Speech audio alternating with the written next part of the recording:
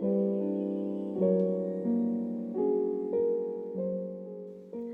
tout le monde et me voilà de retour pour une nouvelle vidéo, déjà me direz-vous, mais je ne m'attendais pas à recevoir des petites choses dans la boîte aux lettres.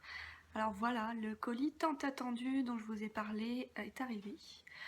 J'en ai eu deux autres petits, donc je vais vous en parler et puis je vais en profiter pour vous parler de mes deux dernières lectures aussi, que j'ai beaucoup appréciées. J'ai pris énormément de temps pour lire ces deux livres. J'ai eu une petite baisse de régime, le travail, etc. Enfin bon, bref, je vais pas vous raconter ma vie. Parlons du colis. Alors, j'ai découvert sur Instagram une marque de thé qui s'appelle Lagosta. C'est une marque angevine. Je vous en parlerai un petit peu plus dans un article où je décrirai chaque thé que j'ai reçu. Et donc, j'ai eu l'honneur, le plaisir de recevoir des thés venant de chez eux. J'en ai reçu 3. Voilà, donc ça, c'est le petit logo de Lagosta. Voilà.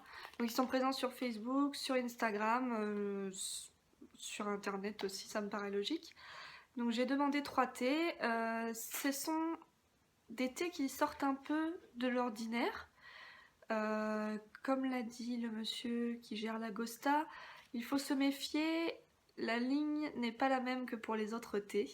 Effectivement, puisque j'ai devant moi le Cosmopolitan Tea, qui est un thé vert sencha, citron cranberries et cointreau. Alors, bonne alcoolique que je suis, évidemment, quand il y a de l'alcool, je me précipite. J'ai hâte de voir ce que ça peut donner de l'alcool dans du thé. Ça a l'air sympathique, en plus il y a de la cranberry, du fruit rouge, vous savez comme je suis avec les fruits rouges, etc. Ensuite, j'ai demandé le deuxième, Constance de Bretagne, qui est donc un thé noir de Ceylan et de Chine, fraise, et saveur d'hydromel. Donc moi j'adore l'hydromel. C'est quelque chose que j'aime beaucoup, même si c'est très fort, j'adore ce côté liqueur, sirupeuse, etc. Donc pareil, j'ai hâte de savoir ce que ça peut donner dans un thé. Et puis encore une fois, il y a de la fraise, alors forcément, je suis déjà amoureuse, quoi. Et enfin, on sort un peu du thé. En fait, j'ai demandé un thé dans chaque gamme. Donc là, on est sur la 3e gamme, ça s'appelle Little Monster Tea, donc je pense que c'est plus destiné aux enfants puisque c'est une eau de thé et non pas du thé. Une eau de fruits, pardon, et non pas du thé. Donc c'est marqué à boire avec les enfants le mercredi après-midi, pomme ananas, pétales de rose, bouton de rose, cassis, fraise, cerise et cranberry. On se demande pourquoi j'ai demandé celui-là, hein, vous vous en doutez un tout petit peu. Donc voilà, j'ai hâte de pouvoir déguster ces 3 petits thés. Je reviendrai sur chaque thé dans un article et puis sur la maison en elle-même aussi. Je vous ferai une petite description un peu plus grande. Je suis très très contente. Je remercie encore une fois Lagosta de m'avoir envoyé ces thés. Je me mets au travail, je m'y mets vite et je vais faire ça le mieux possible pour pouvoir rendre honneur à la marque. Ensuite, j'ai reçu cette petite enveloppe et je suis bien contente. On en a déjà parlé sur le blog, j'en ai déjà parlé dans une vidéo. C'est un grand monsieur qui a proposé aux blogueurs d'envoyer son dernier livre pour la sortie en pocket. Et donc on parle bien sûr de Olivier Norek, Territoire. Donc je l'ai déjà lu. Je l'ai donc du coup en pocket. Je pense que c'est fort possible que je le fasse gagner. Pourquoi pas. Bref, on verra bien, surprise. Donc avec, il y avait le petit descriptif. Je suis ravie parce que c'était marqué un bouquin dans la tasse sur l'enveloppe. Donc du coup, je peux me la péter un peu. Voilà. Et enfin, je ne sais pas si vous connaissez la boutique, mais allez voir, c'est super chouette. Elle fait tout main, elle y passe beaucoup de temps, alors elle a fait ce qu'elle veut sur Little Market, sur Instagram aussi. Et donc très récemment, elle a décidé de se lancer dans les bracelets. Je ne sais pas si vous le voyez bien. Donc voilà, c'est un jonc en argent et donc elle met des petites breloques avec. Et donc moi je lui ai commandé, comme vous pouvez le voir, un bouquin et une théière pour célébrer un bouquin dans la tasse et afficher fièrement toutes mes passions. Donc voilà, allez faire un tour sur sa boutique, c'est super chouette. Et c'est pas cher, c'est fait main, pour les cadeaux de Noël, les cadeaux d'anniversaire, c'est top top top. Elle fait des bracelets, elle fait des pochettes pour protéger vos livres dans le sac, elle fait des pochettes pour les tablettes, etc. Elle fait aussi des marque-pages parce que en plus d'être douée de ses mains, elle est aussi blogueuse littéraire, donc du coup elle passe beaucoup de temps à trouver des petites idées pour nous faire plaisir dans les livres. Et comme c'est une amie, vous en seriez douté. Elle m'a aussi, cette grande folle, mis pas mal de thé que je ne connaissais pas. Voilà. Donc Mirabella de Daman, un thé vert à la Mirabelle. Elle m'en a dit beaucoup de bien. Je pense que certains d'entre vous l'ont peut-être déjà goûté parce qu'il n'est pas tout récent. Dites-moi ce que vous en pensez si vous l'avez déjà goûté. Ensuite, elle m'a mis Souffle fleuri de Daman, thé vert framboise, rhubarbe, fleurs de tulipe et de lilas, pétales de fleurs. Donc là encore une fois, elle me connaît bien, du thé vert, du fruit rouge, voilà. Un Chakai Club, thé vert citron, framboise et bergamote. Elle est dingue de bergamote. Si vous voulez lui faire plaisir, envoyez-lui un petit Earl Grey. Ça suffira, elle sera heureuse. Voilà. Thé blanc aux fruits rouges. Ma poule, tu me connais, il n'y a pas de doute. Et enfin, Fleur de la jungle, comptoir d'été. Je ne connais pas du tout cette marque, mais c'est un thé noir aux fruits, donc du coup, ça devrait me plaire. Voilà. Donc là, j'ai fait le tour de ce que j'ai reçu cette semaine. Donc évidemment, ça... Cette semaine. On est qu'en milieu de semaine, mais c'est pas grave. Ça me fait très plaisir de voir ma bibliothèque.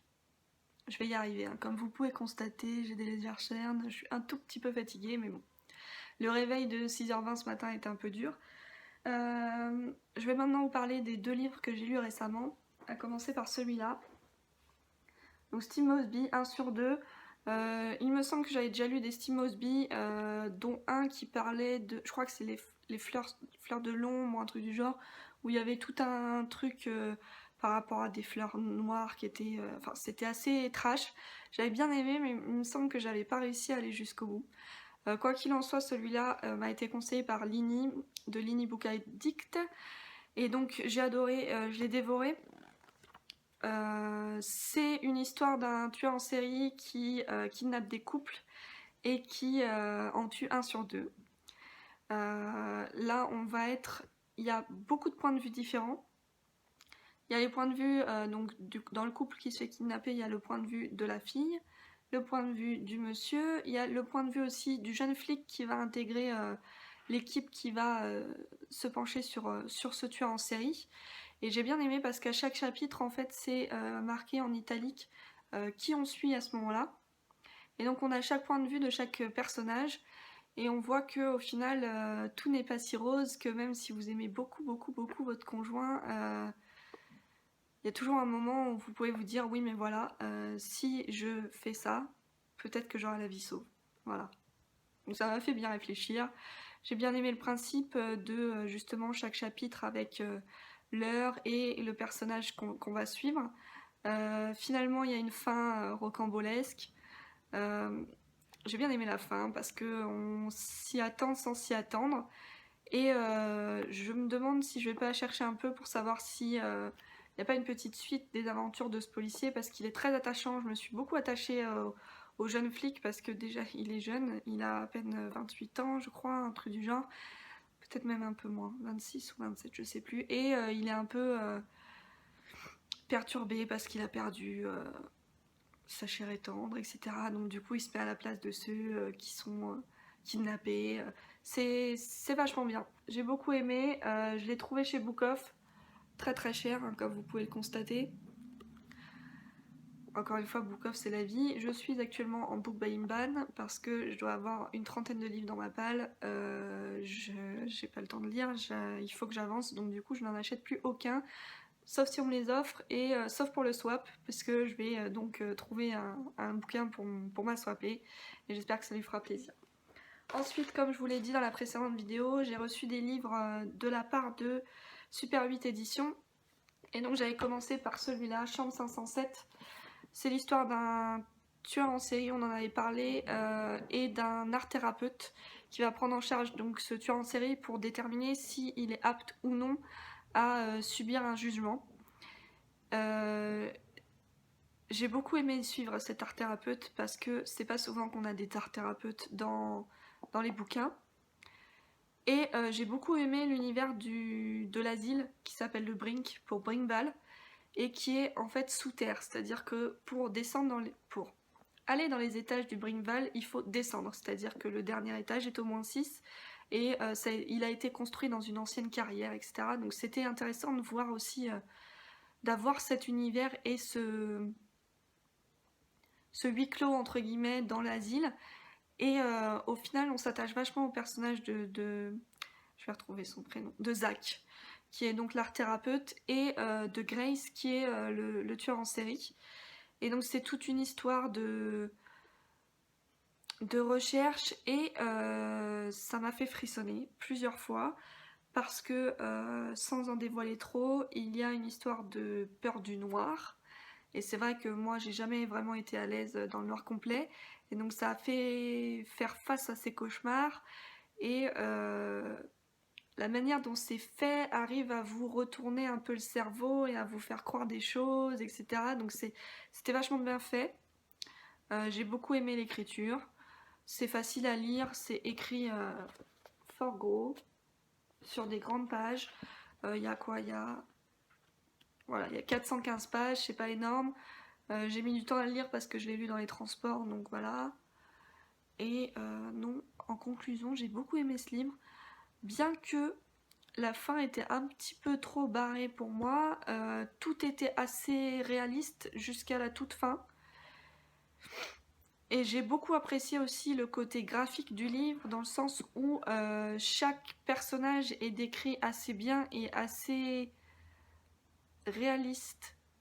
réalistiquement parlant, pour qu'on puisse l'imaginer dans la vraie vie tous les jours. Et c'est ce qui m'a déçu, c'est la fin, justement parce que il n'y avait pas ce côté réaliste sur la fin. Voilà, voilà. J'espère en avoir assez dit, mais pas trop quand même. Donc, Chambre 507, Super 8 édition, Steve Mosby, 1 sur 2. Le prochain livre que je vais lire, je pense, est donc la suite des Super 8 éditions. Je ne sais pas encore si je vais faire Une pluie sans fin qu'on m'avait conseillé sur Instagram, ou alors, c'est va tomber.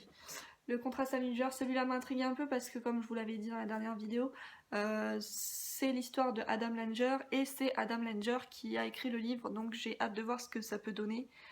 Et puis c'est encore une histoire un peu polar, etc. Donc du coup, on va voir ça très vite. Voilà, la vidéo s'arrête ici. Comme vous pouvez le constater, je suis encore en pull. Je ne quitte pas mon pull Batman. Il fait très froid, prenez soin de vous. Un bon thé encore une fois. Moi je m'attaque au Lagosta et puis je reviens vite vers vous pour vous faire un petit bilan de tout ça. Des bisous!